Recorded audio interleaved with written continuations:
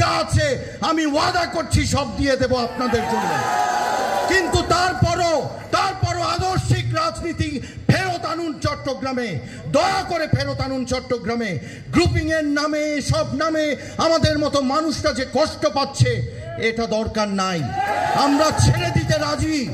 আমার থেকে চেয়ে নিয়ে নিতে পারবেন সব কিছু, আমার কাছ থেকে কোনো কিছু যুদ্ধ করে নিতে হবে না।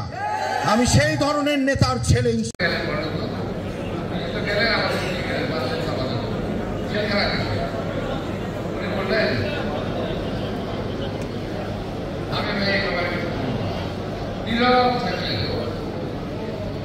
পাশে ছিল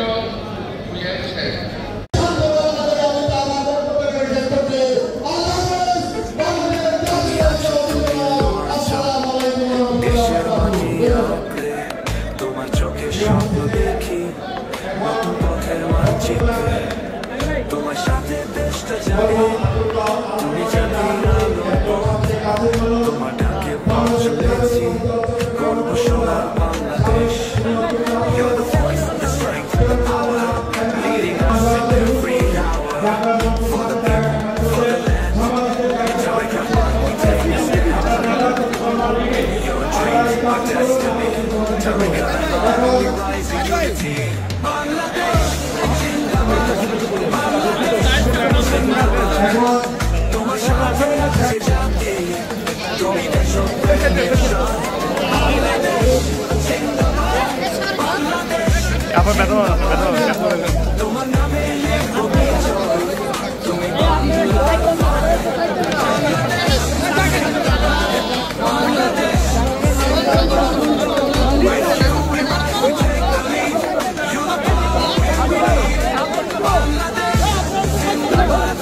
Bangladesh Zindabad Tariq Rahman our pride we follow you with all of might তোমার হাতে দেশটা পথ খুঁজেছে স্বাধীনতা উন্নয়নের পথে এসেছে সেখানেই তুমি সেখানেই আলো তুমি আমাদের সাথে আলো You built bridges, paved the way for a brighter, better day In your steps we see the light for a future shining bright তুমি আমাদের আশার আলো তুমি স্বপ্ন তুমি ভালোবাসা তোমার সাথে গর্ব দেশ তোমার নামে শান্তির আলো You're the hope, the dream we seek In your name the future speaks With your vision we will rise Together we touch the sky Bangladesh, Zindabad Bangladesh, Zindabad তোমার নামে লিখব বিজয়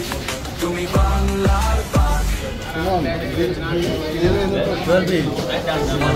তুমি আছো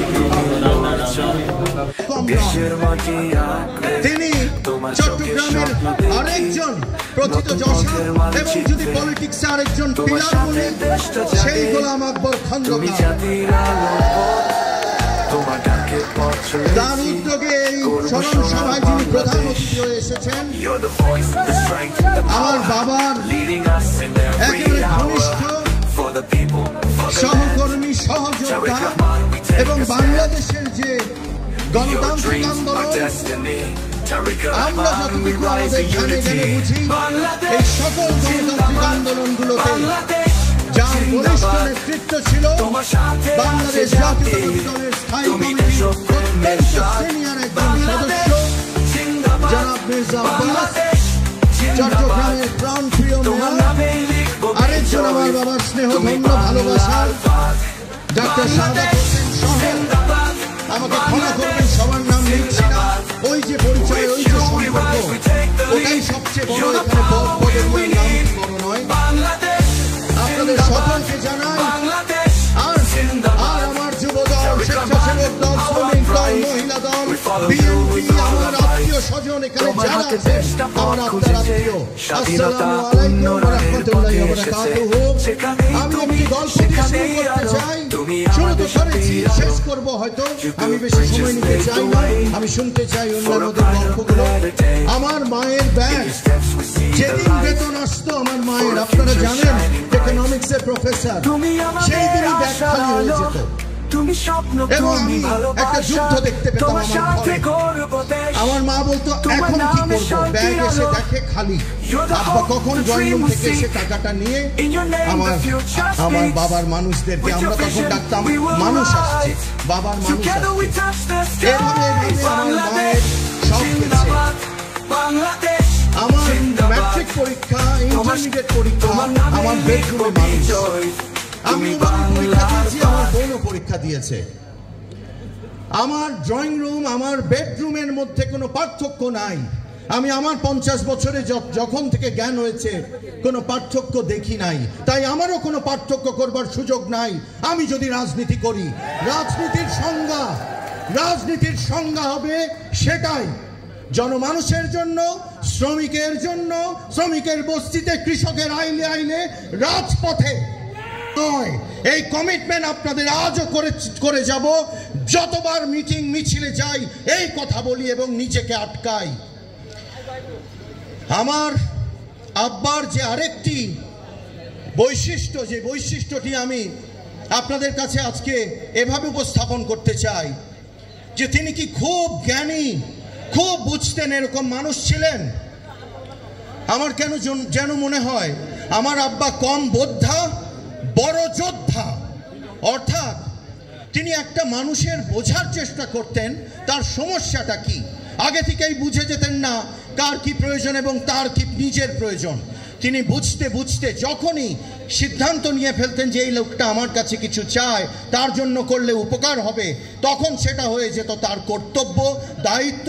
এবং একজন কালকেই বলছিলেন মারা গেছেন এবং আব্বার কাছে গিয়ে বললেন তিনি মারা গেছেন। আব্বা বলল ওর একটা কাজ আমার করে দেওয়ার কথা ছিল, আমি বোধহয় পারলাম না কাজটা করতে। এই কথাটা আব্বার বলার দরকার ছিল না, কিন্তু যিনি মারা গেছেন তিনি আমাকে বলে গেছেন নোমান চাচা আমার জন্য সব চেষ্টা করেছেন। আইয়ুব বাচ্চু, আমি নামটা বলে দিলাম, গায়ক আইয়ুব বাচ্চু। আমার কথা হলো আমরা স্মরণ সভা যে কারণে করি, আমরা নিশ্চয়ই কিছু শিখতে চাই, অবশ্যই, তাই নয় কি? আমরা আজকে কি নিয়ে যাব এখান থেকে? দুটো কথা আমি বলবো। একটি হলো ষড়যন্ত্র বাংলাদেশের বিরুদ্ধে হচ্ছিল, আমাদের দলের বিরুদ্ধে হচ্ছে। ষড়যন্ত্র আমাদের রাজনীতিতেও প্রচণ্ডভাবে নানা স্বার্থের কারণে আঘাত হানে। অন্যায় যে সহে আর অন্যায় যে করে একই দোষে দুষ্ট। মাস্টারদা সূর্য সেন, যেহেতু উত্তর জেলার এখানে অনেকে আছেন, আমার সেই রাউজানের মাস্টারদা সূর্য সেন থেকে শুরু করে আব্দুল্লাহ নোমান কোনোদিন কোনো অন্যায়ের সাথে, কোনো ষড়যন্ত্রের সাথে তিনি আপোষ করেননি, তারা আপোষ করেননি, আপনারাও করবেন না। না হলে বাংলাদেশ আবারও হোঁচট খাবে। বাংলাদেশ এখন আমাদের দিকে তাকিয়ে আছে। অতএব ন্যায়ের পথে, সত্যের পথে, ভালোর পথে চলতে হবে।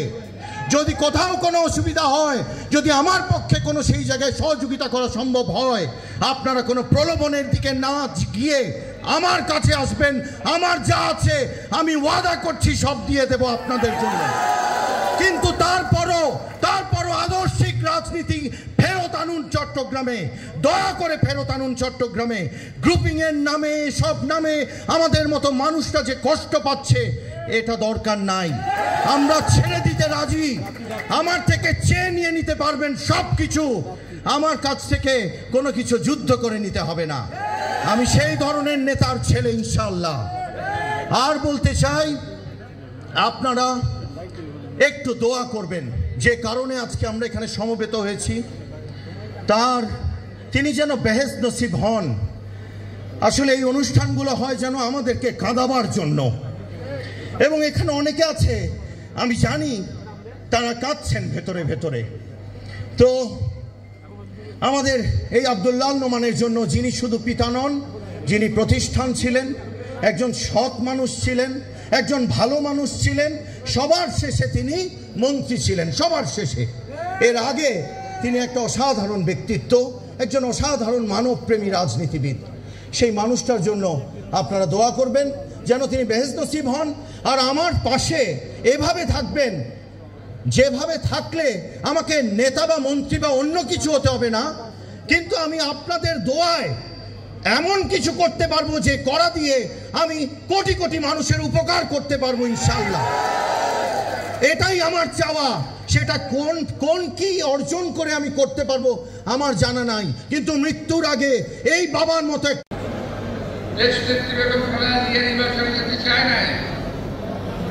জোর করে মুজাহিদ সাহেব নির্বাচন নিয়ে গেলেন এবং তার ফল কি হলো? জামাত ইসলামের 4 থেকে 5 জনের ফাঁসি হয়ে গেল, আর আমাদের কাছে চলে গেল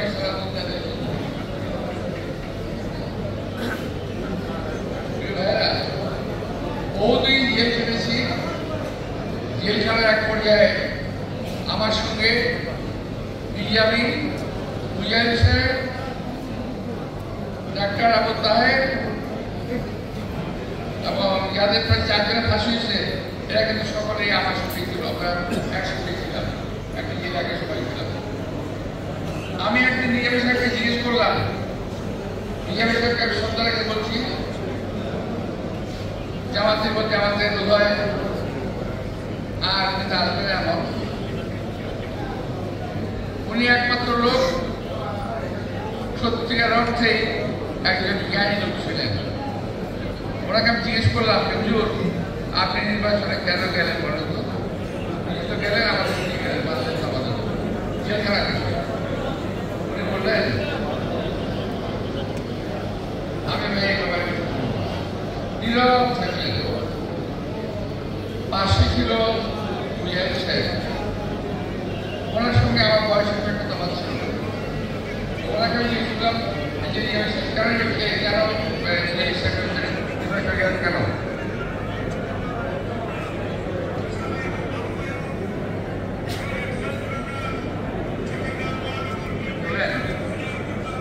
আপনি বুঝবেন না। আজকে উনি যদি আজকে দুর্ভাগ্য হয়ে ওই নির্বাচন কেন্দ্রগুলোকে থাকে আওয়ামী লীগের সঙ্গে তাদের প্রেম করতে চলে যাবে, এখনো আওয়ামী লীগের সঙ্গে তাদের সম্পর্ক আছে। এই নির্বাচনও ভারতে বসে বসে নির্দেশ দিয়েছে জামাতকে প্রকৃত হবে, অর্থাৎ বিএনপিকে ধ্বংস করলে পরে আর জামাতকে বলবে এই মূল্যবান দেশে এই দেশটাকে। আমাদের রাজনীতিতেও প্রচন্ডভাবে নানা স্বার্থের কারণে আঘাত হানে। অন্যায় যে সহে আর অন্যায় যে করে একই দোষে দুষ্ট। মাস্টারদা সূর্য সেন, যেহেতু উত্তর জেলার এখানে অনেকে আছেন, আমার সেই রাউজানের মাস্টারদা সূর্য সেন থেকে শুরু করে আব্দুল্লাহ নোমান কোনোদিন কোনো অন্যায়ের সাথে কোনো ষড়যন্ত্রের সাথে তিনি আপোষ করেননি, তারা আপোষ করেননি, আপনারাও করবেন না। না হলে বাংলাদেশ আবারও হোঁচট খাবে। বাংলাদেশ এখন আমাদের দিকে তাকিয়ে আছে।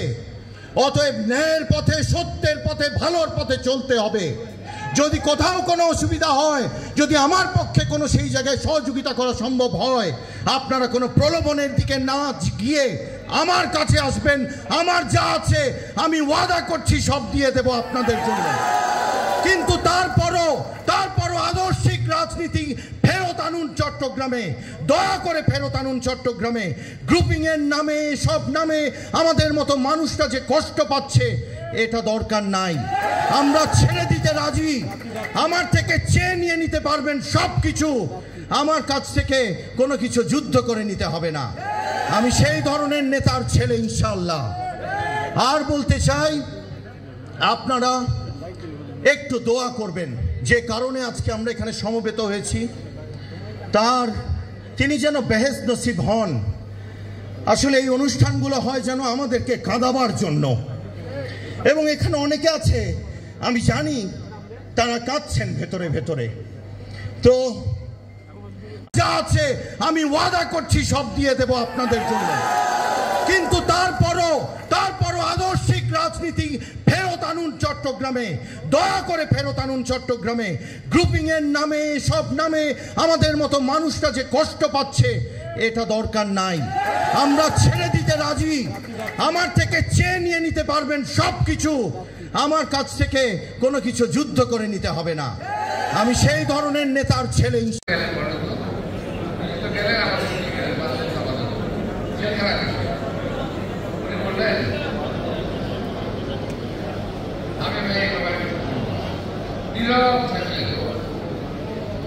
পাশে ছিল